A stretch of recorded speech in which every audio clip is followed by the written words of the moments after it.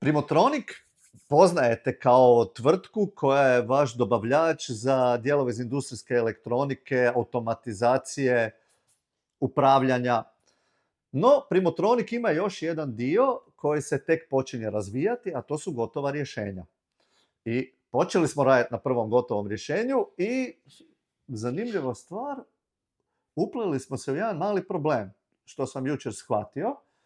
Mislim, nije to od mene, slušam ja podcaste drugih ljudi koji su pametniji od mene.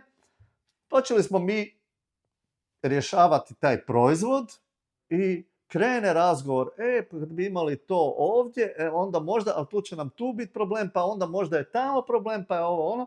Ja onako 5 minuta kažem, sjetivši se tog drugoga podcasta, ljudi, što mi tu sad radimo? Mi ćemo sad raspravljati cijeli dan o tome zašto to neće raditi, a ne da napravimo jedan proizvod pa nek proradi pa da vidimo da li uopće imamo taj problem.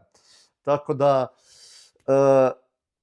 vrlo zanimljivo, ja ulazim u vode projekt managementa, učim se, tu ima jako puno stvari, bit će tu puno dodatnih podcastova kako učim, ali moja prva stvar je, ljudi, kad neke radite, radite na tome, a ne razmišljajte o tome zašto to ne bi radilo. To je moja poruka dana.